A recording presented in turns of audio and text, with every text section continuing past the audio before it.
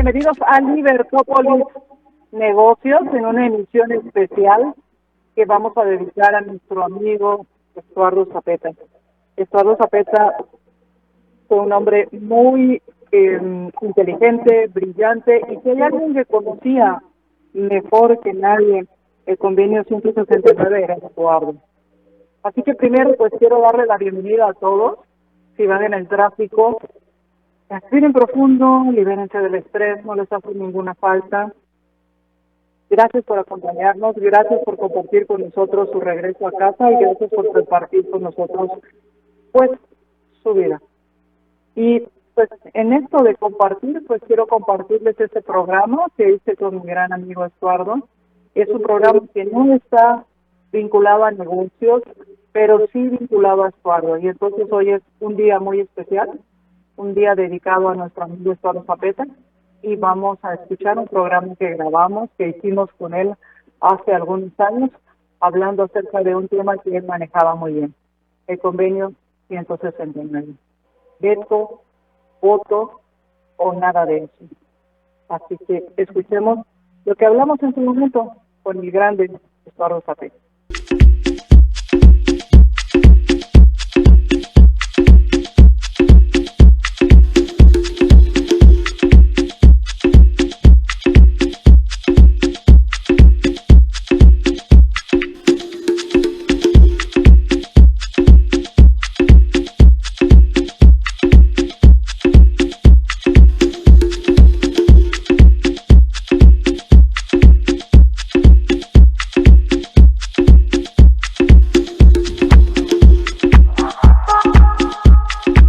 Ya está con nosotros nuestro invitado, ahora en papel de invitado. Muchas gracias, Estuardo, por haber aceptado la invitación, porque pensaba de con quién hablo de este tema y bueno, qué mejor que contigo para hablar acerca del convenio 169, que es un tema que se habla por todos lados y pareciera más una leyenda urbana en cuanto a todo lo que hace y no hace este convenio que lo que realmente es. Y entonces me gustaría que hablemos respecto a qué es este convenio, qué se puede hacer, y hablábamos acerca de, o lo titulé este programa, Veto, Voto o Nada de Eso. ¿Qué es el convenio 169? Y empecemos, Estuardo. Primero, buenas tardes y gracias por haber aceptado la invitación. Aquí estoy. ¿Y cómo surge el convenio 169? ¿Por qué surge este convenio? Bueno, el convenio 169 es de la... Primero entrémosle al nombre, ¿verdad? Se llama Convenio Internacional de la Organización del Trabajo. Convenio 169 de la Organización Internacional del Trabajo sobre Pueblos Indígenas y Tribales en Países Independientes. Este es el convenio que fue la transformación del 107. El 107 era un convenio para comunidades tribales, era un convenio en términos laborales, pero para comunidades tribales y comunidades que, por ejemplo, fueran nómadas. Este se da después de la Segunda Guerra Mundial, ¿verdad? La Segunda Guerra Mundial que estamos terminando 45, viene todo el proceso de transformación del mundo, nacimiento de Naciones Unidas, los secretariados de Naciones Unidas, el de la Organización Internacional del Trabajo, es una secretaría muy fuerte y ve los términos de labor, de trabajo entre pueblos y fronteras. ¿Por qué? Porque para 1957 había pues un reto enorme de qué hacer con aquellas poblaciones que no necesariamente son de un estado, sino que siendo nómadas o tribales van por regiones, ¿verdad? Van atrás de la caza de búfalo, atrás de las ballenas, y a esto me refiero, por ejemplo, a sociedades que no son sedentarias, sino sociedades que son más móviles, ¿verdad? Son nómadas, no sé, las de Noruega, por ejemplo, que se mueven de acuerdo con que siempre van atrás de la proteína, para ponerlo más sencillo, atrás de carne, ¿verdad? En Norteamérica se movían a través algunos todavía se mueven a través de, por ejemplo, búfalo, y ahora ya menos, ¿verdad? Porque la colonización poco a poco y la urbanización ha ido que se queden siendo sedentarios. Sedentario quiere decir que vive en un solo lugar. Nómada significa que se mueve y que el territorio es enorme. Entonces, ¿cómo tratar los estados con estas comunidades, pero en términos laborales? Este convenio, el 157, pasa a ser insuficiente, sobre todo porque en los 80 nace, bueno, desde los 70 nace toda la tercera evolución de derechos humanos. La tercera, vamos a los derechos humanos, para ponerlo más sencillo, tiene 3 evoluciones. Estamos en la 4ª evolución ahorita. La primera evolución son los derechos individuales, los que conocemos, los de 1948, por ahí, que surgen el derecho a un nombre, a una nacionalidad, digamos, a ser reconocido, a existir en el mundo, ¿verdad? Y la igualdad de derechos en los cuales hombres y mujeres, pues, somos iguales. La segunda ola es de los 60, ahí viene la ola de los derechos civiles, ¿verdad? Ya ese es un derecho a votar, por ejemplo, derecho a elegir ser electo, se enfatiza más el derecho a la libre expresión, tiene énfasis muy, muy interesantes para los 60. Para los 70 nace la tercera ola de derechos, que son los derechos económicos, sociales y culturales, conocidos como DESC, D-E-S-C, DESC, derechos económicos, sociales y culturales. Y estos derechos, entonces, ya son los que enfatizan, por ejemplo, la etnicidad como base. Nace movimientos indígenas en todo el mundo. Guatemala no es ajena a este movimiento indígena. En Guatemala nace hasta un partido indígena para 1970, el Frente Indígena Nacional, el FIN. Y estaban ahí los Tezahuic. Habían varias personas, ¿verdad? Conocidas, pero llegan al Congreso, llegan hasta el Congreso. Y ya para los 80, en la discusión precisamente de la tercera ola de derechos, los DESC, entra entonces una necesidad de cambio del 107 al 169. Y ahí es donde empieza la discusión entre estados, se hace un borrador y se va pasando de estado en estado, estados ratificantes que aprueban, y entonces la OIT, Naciones Unidas a través de la OIT, da luz verde al convenio 169. Pero este convenio sí es muy diferente al 107, porque este ya está en la línea de los derechos económicos, sociales y culturales. Solo para darle un poquito de la noción de derechos, la 4ª generación de derechos es la que ahorita se está discutiendo, empieza a discutirse en Naciones Unidas, que son los derechos de las piedras, así se llama. Estos fueron lanzados por antropólogos noruegos, básicamente. Así se llaman los derechos de las piedras. Y eso tiene que ver, para decirlo más sencillo, bien fácil, es que todos los... comparta pues, está en Facebook Live, comparta. Es que no comparte, entonces no va a aprender. Los derechos de las piedras básicamente son derechos que se relacionan con... digamos, los derechos que han venido, los derechos de primera, segunda, tercera generación, los derechos de las plantas, los derechos de los animales, son muy biocéntricos. Ese es el argumento que se ha utilizado. Pero el cosmos no es solamente biología, el cosmos también es los inanimados, el agua, las piedras, los minerales y todo eso. Y entonces nace una propuesta para que entender un cosmos de derechos, tenemos que reconocer los derechos, por ejemplo, los derechos de la roca, los derechos de todos los inanimados, del agua, los derechos del piedrín, del estacionamiento. Sí, por ejemplo, sí. Y entonces nace la 4ª generación, que es la discusión ahora. De hecho, de ahí el renacimiento de grupos ecológicos con mucha fuerza, ¿verdad? Son los que andan ahorita cerrando minerías y hidroeléctricas y todo eso. Ellos van en la línea de derechos de 4ª generación. Si usted cree que derechos de las piedras y le da risa, pues que no nos dé risa, porque son los que andan cerrando precisamente negocios, gasolineras, areneras, pedrineras, mineras, hidroeléctricas, porque ellos están en la lógica de la 4ª generación. Esto, la Corte Suprema de Justicia y la Corte de Constitucionalidad no lo entienden, porque ellos no se dedican a estudiar esto, ¿verdad? Yo, pues, como antropólogo lo tengo que estudiar. Y ahí nace entonces el 169. Hablas de esto del derecho a las piedras, y obviamente uno, en el sentido común, uno pensaría esto es ridículo o esto es ilógico. Sin embargo, se llegan a afirmar pues derechos económicos, sociales y culturales, lo cual ¿correcto? Pues, también es ilógico. Ahora, Estuardo, por ejemplo, una pregunta que surgía conforme ibas hablando acerca de los nómadas y acerca de estos pueblos que emigraban siguiendo la proteína, y hablaste que el 107 se transforma en el 169. Una pregunta para tener en contexto: ¿Estados Unidos ha ratificado este convenio? No, Estados Unidos tiene por principio no ratificar ningún convenio. Y de hecho, fue raro, por ejemplo, el de París, ¿verdad? Y lo correcto, digamos, en términos de siguiendo la política. La política de Estados Unidos, lo correcto es que pues ellos sienten que no van a estar ratificando. Solo para ponerles un ejemplo de la ratificación de los convenios, ¿verdad? Muchas gracias a todos los que nos están viendo en Facebook Live. Aquí estamos. Hola. Estamos en Libertópolis, en la cuenta Libertópolis en Facebook. Para ponerte un ejemplo de la ratificación, digamos, de la no ratificación, por ejemplo, Estados Unidos no ratifica el 169, no ratifica absolutamente nada.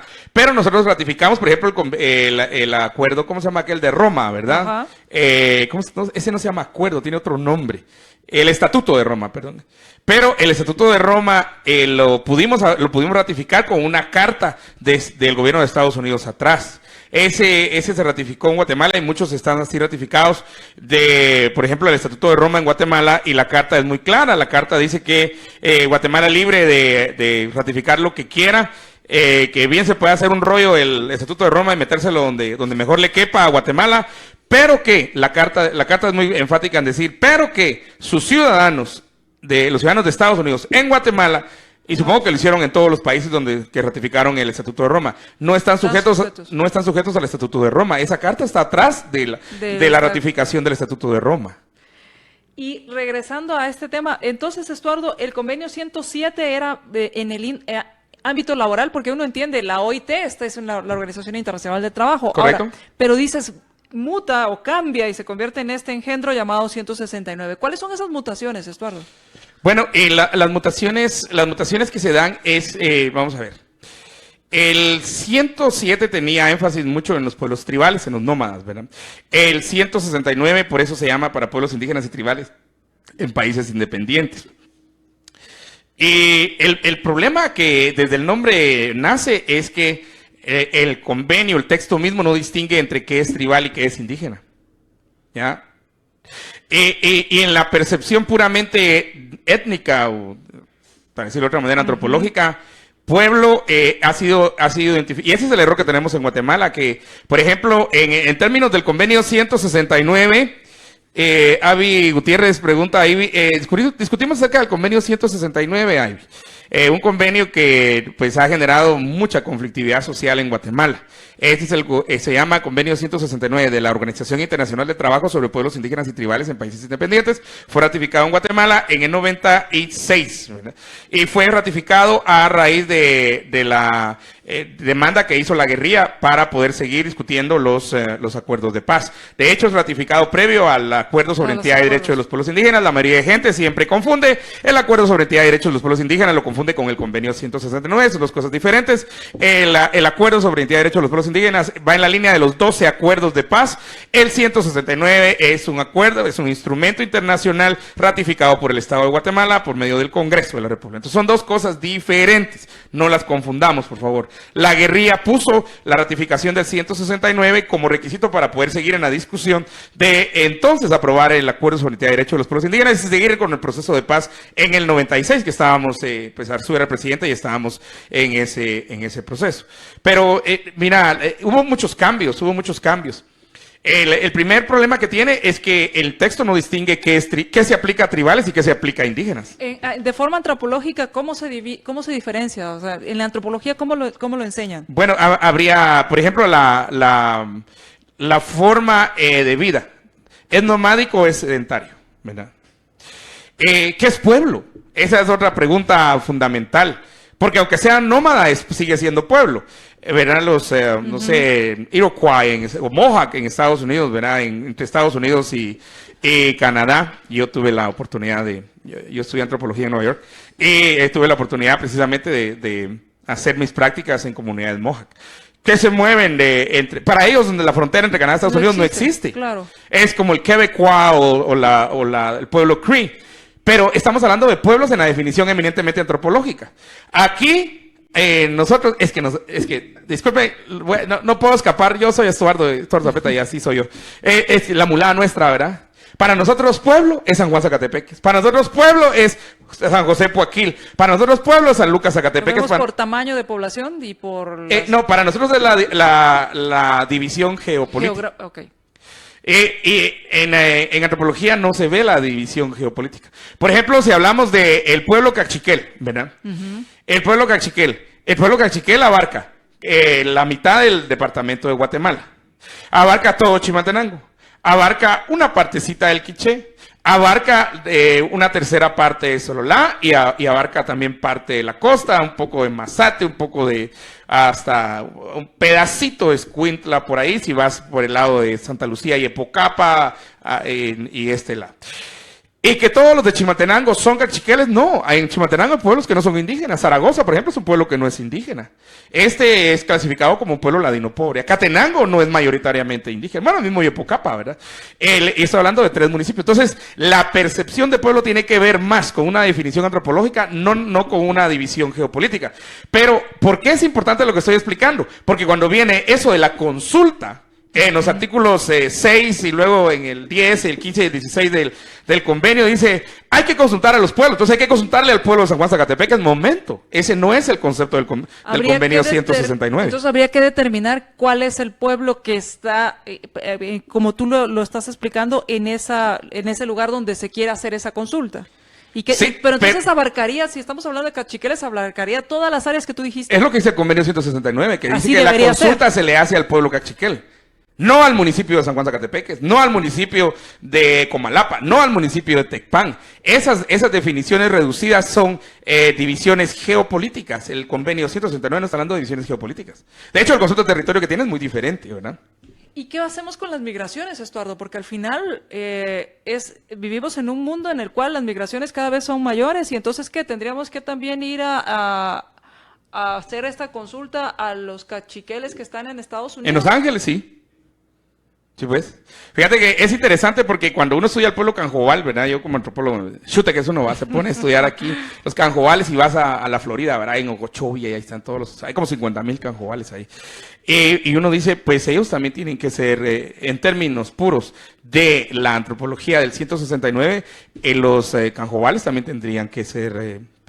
tendrían que ser consultados. Y los cachiqueles que están en Boston también. Y los cachiqueles que están del lado de México también, y los quichés que están del lado de México, y los quechís. Fíjate que, mira, aquí hay una cosa muy interesante, ¿verdad? Porque el que ratifica el 169 es el Estado guatemalteco. Belice pues queda así medio, así en un limbo extraño, ¿verdad? Pero, por ejemplo, si hay una consulta al pueblo quechí, y esto va para las hidroeléctricas que están ahí, en realidad la consulta tendría que ser a todo el pueblo quechí, no solo ahí a Cabón o a Lanquín o a Carchá, no. Ello tendría que ser parte de Alta Verapaz, que tiene enclaves quechís, todo, Baja Verapaz, perdón, todo Alta Verapaz, que no todo Alta Verapaz es quechí, Tactic no es quechí. Tactic no es quechí. Y hay partes en las que no son quechís, pero todos los quechís de Alta Verapaz, pero también Petén es mayoritariamente quechí. Por migraciones hay otros pueblos ahí, pero también tendrían que consultar a los quechís del sur de Belice, que es Toledo. ¿Ya? Entonces, lo que se ha pedido es que haya una especie de reglamentación para este convenio. Bueno, entonces mira lo que pasó. Sí, hay una reglamentación, sí, entonces hacen huelga y hacen de todo, así la reglamentación. Sí, bueno, entonces ahora ya, el año pasado se llegó a decir, bueno, sí es necesaria una reglamentación, yo creo que es necesaria una reglamentación. ¿Quién la debería hacer? Esa la tiene que hacer el gobierno, eso lo dice el mismo convenio, el gobierno tiene que hacer esa reglamentación. ¿Quién, el Ministerio de Trabajo? El Ministerio de Trabajo es el encargado, digamos que es como el guardián del 169. El que tendría que ver cumplimiento del 169 sería el Ministerio de Trabajo, la ministra de Trabajo, la licenciada Leticia Teleguario. Ella tendría que, de hecho ella fue mi compañera en la escuela de gobierno. Saludos, Leti. Ella, pues es lo que es el convenio. Pero lo que sucede es que, como dice el gobierno tendría que llevar, por ejemplo, al Ministerio de Trabajo, que es el agente nato de la OIT, ¿verdad? En un país. Pero lo puede tomar gobierno y delegar a otro. Aquí creo que ha delegado al Ministerio de Energía y Minas. Va. Entonces ya se llegó, vamos a hacer un reglamento. Ahora los de ONGs y todo eso, ahora ya no queremos reglamento, ahora no, el reglamento no es reglamento. Entonces uno no sabe, a ver que alguien me explique eso. Si la lucha fue por años, hagamos un reglamento para que no sean confusos los ámbitos de aplicación. Y ahora que puede haber la posibilidad de un reglamento, ahora no queremos. Fíjate. Eso, cuando regresemos del corte hablemos de eso, porque en mayo pasado estuvo aquí la directora regional, Carmen Moreno, directora regional de la oficina de la OIT. Muy clara la Carmencita. Y dijo que estas consultas no implicaban un derecho a veto, Así es. Y entonces hablemos de esto, porque esto es... Eso lo dice el convenio. Te voy a decir una cosa antes del corte. El problema central que tenemos en Guatemala, lo descubrí también en Ecuador, lo vi en Perú, lo vi en México, estudiando el 169. De hecho, es mi tesis en la Escuela de Gobierno. Es que la gente no lo lee. esas ONGs, porque cuando yo empiezo a discutir con muchos de las ONGs, muchos líderes indígenas que están pro 169, les digo, bueno, entonces vamos al 10. Mire, pero si solo les menciono 3 artículos y ya los desconfiguré, y les menciono el 34, que es el artículo de la flexibilidad, que dice que el convenio se va a aplicar en todo el país, en cualquier país ratificante de manera flexible. Eso no les gusta. Claro. El convenio, antes del corte, uno puede salirse del convenio cada 10 años. Nuestra oportunidad de salir nos acaba de pasar. Entonces tenemos nuestra siguiente oportunidad es en el 2026. En el 2026. Quiero agradecerles a todos los mensajes que nos han dado y a quienes han compartido nuestra transmisión. Muchas gracias. Verónica Rosales nos dice, esto sí me gusta, matatero, tero, la. Recibo clases en la mañana, en la tarde y en la noche. Yes, estoy hecha. Todo el pueblo debería escucharlos para aprender. Felicitaciones, buen programa, ya lo compartí. Muchas gracias. Estoy bailando, compartirlo. Giovanni, buen invitado, excelente pareja. Muchas gracias. Ah, ¿ya viste? ¿Ya viste? Confirmado, Radio Escuchas. Confirmado. Bueno, sí. Después de la negativa, después del desprecio que me ha dado. Así va. Vamos a ir al corte y cuando regresemos, derecho a veto, derecho a voto, no, nada de esto. Entonces, ¿qué es lo que sucede? Porque, Estuardo, estuvo casi 60, 90 días una hidroeléctrica parada porque no se habían hecho consultas como supuestamente deberían de hacer. Cuando regresemos del corte me dices, ¿cuál es tu lectura de esto? Porque están teniendo consecuencias. Vamos al corte y regresamos.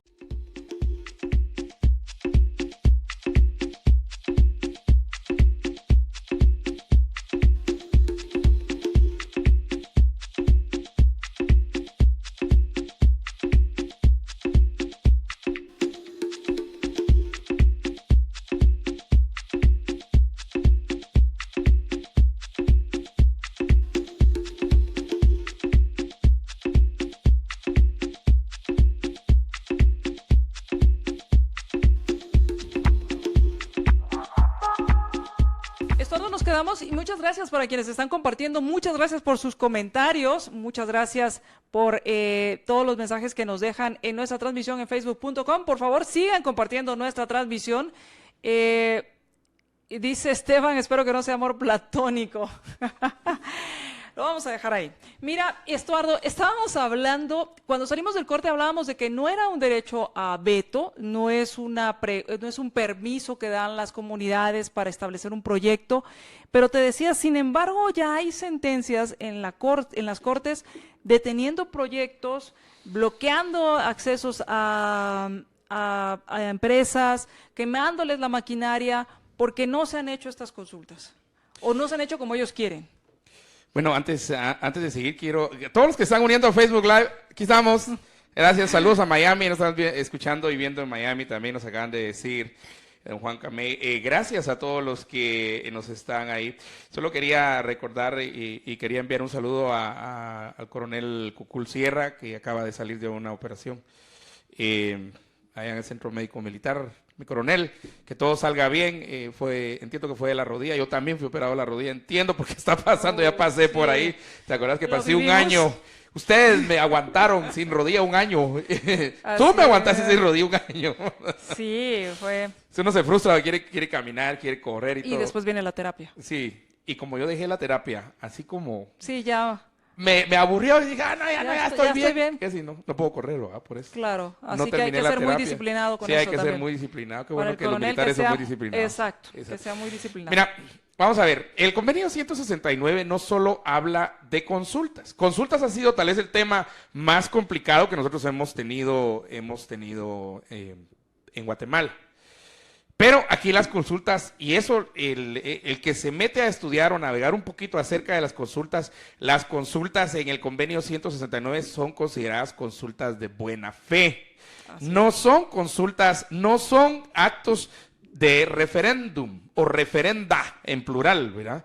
Sino, no es un voto, un sí o un no, sino que son procesos de información libre, procesos de información a los lugares donde habrá un proyecto que puede ser en realidad puede ser una fábrica, si es una comunidad indígena, puede ser minería, puede ser hidroeléctrica, puede ser, de hecho hay un caso donde le están pidiendo consulta a unas gasolineras en Mazate, ¿verdad? Si quisiera poner un hotel, por ejemplo, un hostal.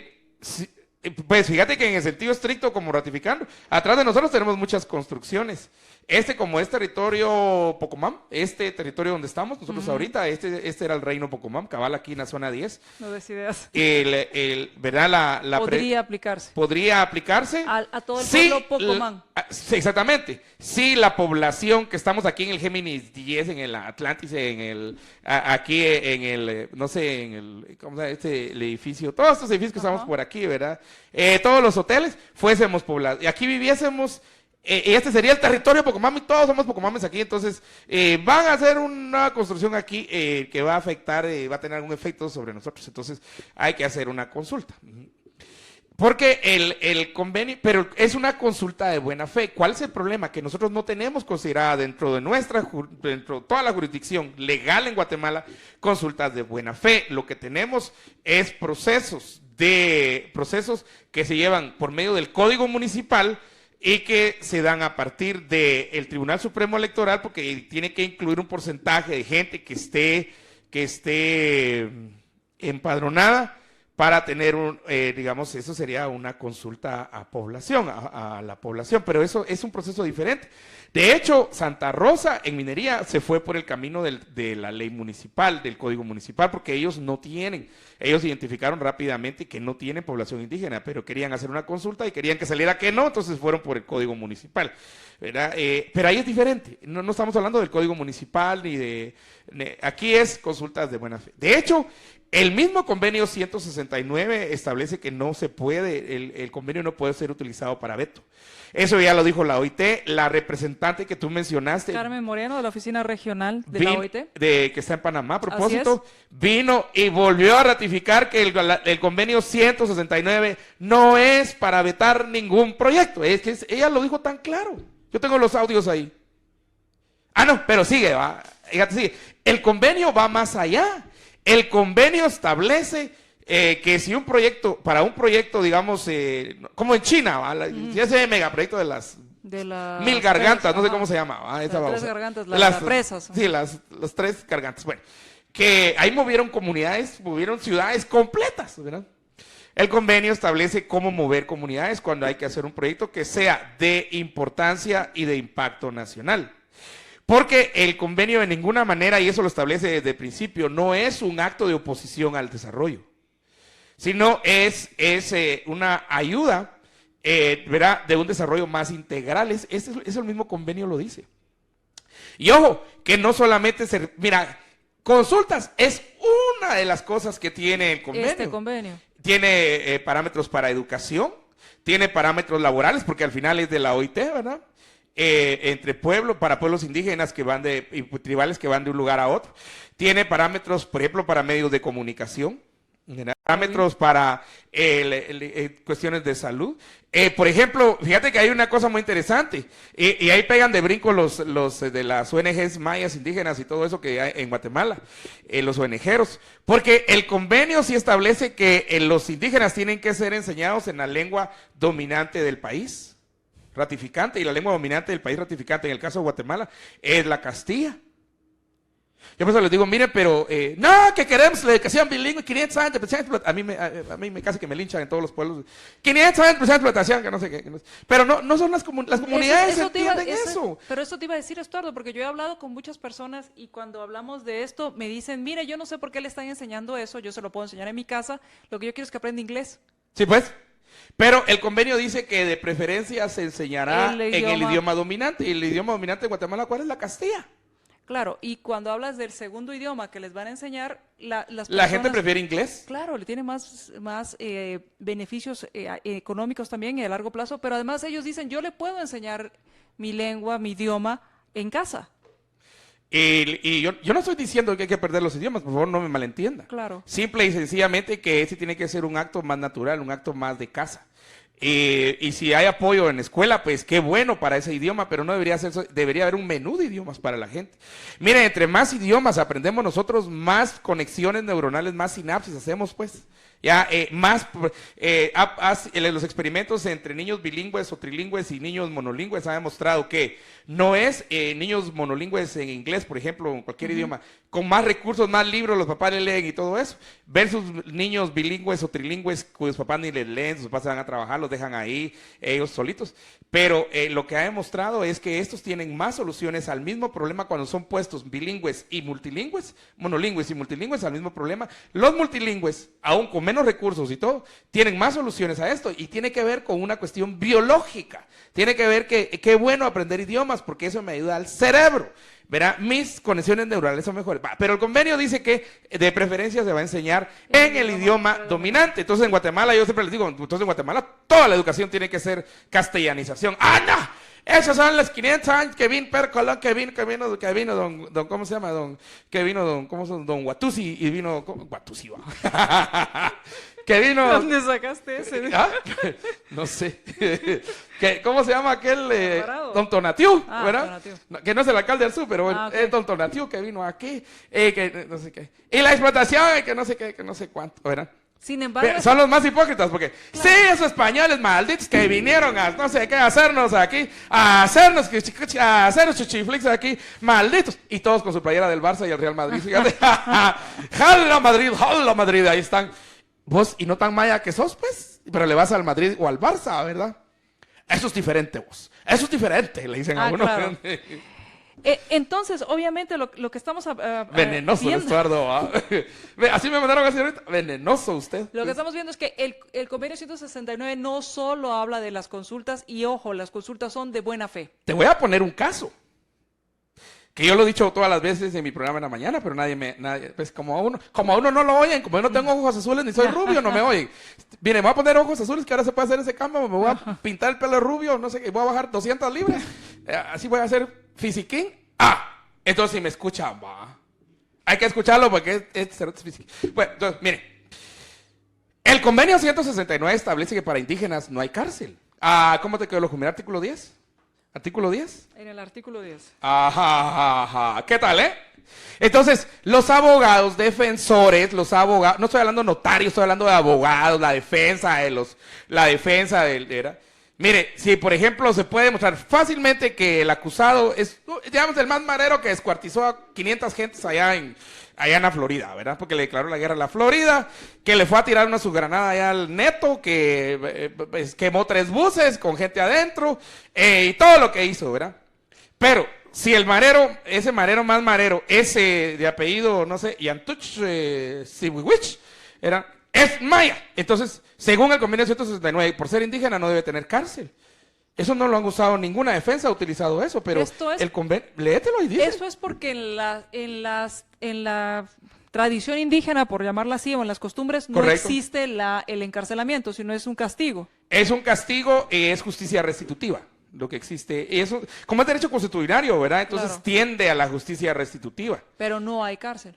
Es lo que dice, como parte de los castigos que tienen las Sí, métodos porque indígenas. dice que los castigos Deberán ir acorde a las a la costumbres. cultura, a la costumbre y a la cultura. Y si no tienen cárcel, entonces la cárcel, y la mayoría de pueblos en realidad no tienen cárcel.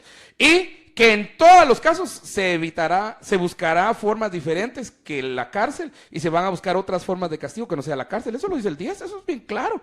Entonces, mire, si usted es abogado defensor de un asesino, marero, de un narco, lo que sea, fíjate que como no hay narcos mayas, o sí hay narcos mayas, que aparezca por ahí un narquito maya, ¿va? Un cocainuch, no sé, sijibich, algo así, y que sea maya, pero es narco. Fíjese que no tiene cárcel, según el convenio 169, que es vigente Sí. en Guatemala. En el último. En el número 2 dice, deberá darse la preferencia a tipos de sanción distintos del encarcelamiento. Ahí está claro, ahí está claro. Entonces, ahorita, mire, fíjese que con eso vaciamos la mitad de las cárceles en Guatemala, de tanto hacinamiento, que no sé qué, que no sé cuál. Solo comprobar que son indígenas, ¿verdad? Yo, por ejemplo, no iría a la cárcel. Yo puedo probar que soy indígena. Ahora, esto fácil. también yo podría decir que soy indígena. Pero tenés que probarlo. Tendrías que probarlo. Yo te amo igual, y yo tu etnicidad a mí me viene del norte. Espero que la mía te venga del norte también, va.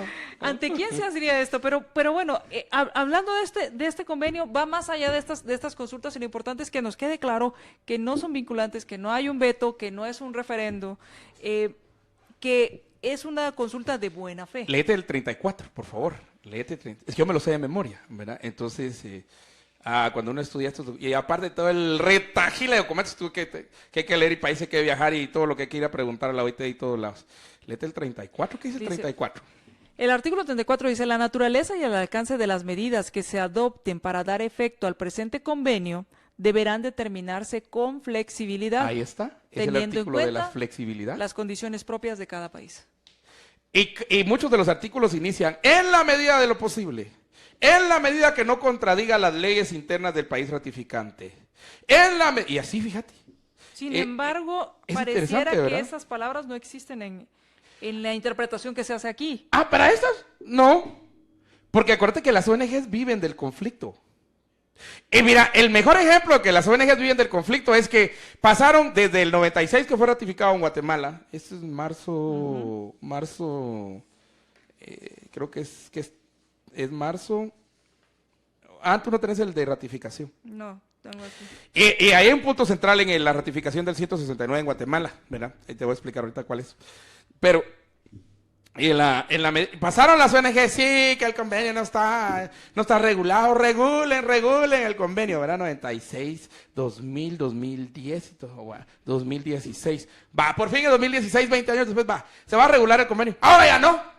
En la regulación es el efecto del imperialismo yanqui que viene aquí a tratar de robarnos. Y entonces, cualquier discurso con tal. Entonces, no quieren regulación. No tienen reglamento. O sea, pidieron reglamento por 20 años y dice que no.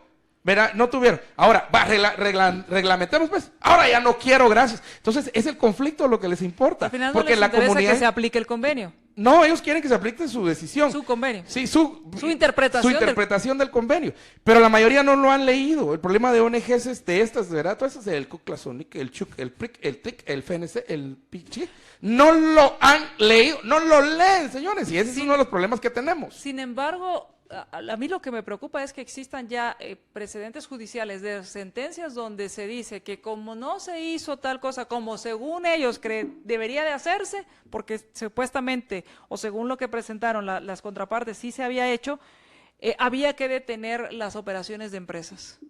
Bueno, acuérdate que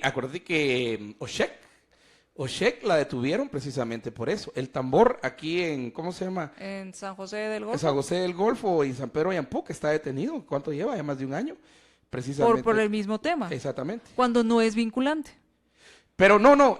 Pues la acusación al final fue que no hicieron consulta. ¿Ya? Entonces hay que llevar un proceso de consulta. Y entiendo que van a cerrar varias empresas ahorita, en julio y en agosto.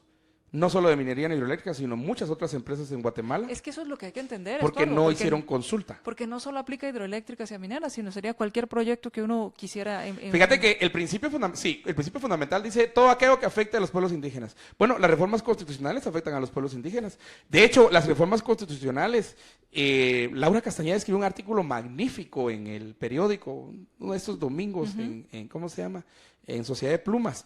Escribió un artículo espectacular, mira, tan bien argumentado con relación a que las mismas reformas constitucionales, como tienen efectos directos sobre pueblos indígenas, antes de hacer la reforma constitucional, había que hacer una consulta en cada pueblo en Guatemala. En los 23 pueblos, porque acuérdate que se agregó un nuevo pueblo. Escucha, si ustedes no sabían, salió un nuevo pueblo maya en Guatemala que la mayoría no conocía. Es el pueblo... se me fue. Es el aguacateco. Es que en Aguacatán hay un río, entonces los de este lado son aguacatecos, pero del otro lado no querían ser aguacatecos. Aquí lo tengo en la punta de la lengua. Mira, se me fue. En la edad, tengo 52 años, por eso no me quiere María Lourdes, ya estoy viejo. ¿Verdad? Y feo, y gordo. Se le va a olvidar lo que con Chalchiteco, el pueblo Chalchiteco. Es un nuevo pueblo que el Congreso lo aprobó. O sea, el pueblo, ahorita, si tú quisieras generar tu propio pueblo, el María Doloresco, por ejemplo, tú lo puedes generar y si tienes presión política te lo reconocen. El pueblo indígena María Doloresco. Yo sería el primer habitante María Doloresco. O el zapetesco. No, ese no. Ese ya está en México. Ya está. Ya hace guerra. Bueno, están los zapatistas, ¿verdad? Sí. Yo creí que eran zapetistas. Muchas gracias, Estuardo, por el tiempo se fue muy rápido y muchas gracias por ayudarnos a ir entendiendo. Venenoso, me están diciendo, mira. No sé por qué. Yo. ¿Será? No sé por qué. Yo, venenoso. No lo entiendo. Yo. No lo entiendo. Muchas gracias, Estuardo. Al final hay que ponerle atención. Esto no solo aplica para hidroeléctricas, mineras o aquellas empresas grandes, sino aplica para cualquiera. No es vinculante, hay que tenerlo claro. Y hay que tener claro que este convenio No es solo de consultas. No es solo de consultas y no está hecho para obstaculizar la inversión. Al contrario. Es para que la inversión, en realidad, vaya el beneficio de la inversión a todas las comunidades. Y eso lo dice bien claro el convenio. Yo no sé qué parte del convenio no han leído. Sin embargo, desafortunadamente en Guatemala ha tenido un efecto contrario, porque no se ha interpretado bien. Mira, ni lo he interpretado bien la Corte Suprema ni la CC. Y que en teoría son nuestras mentes más brillantes, ¿verdad? Del Estado de Derecho y todo eso, ¿verdad? Gracias por invitarme, ¿viste? Invítame más seguido porque con mucho gusto. Me encanta estar contigo. A mí también, me encanta. Aunque me desprecias vil y cruelmente. Que él no pierde oportunidad. ¿Cómo voy a perder la oportunidad? Pocas son y perderla. Muchas gracias. Vamos a ir a nuestro siguiente programa. ¿Qué tan protegido estás para los ataques del ransomware? De eso platicaremos en la siguiente hora. Ransomware me va a enviar a quedar, me está molestando.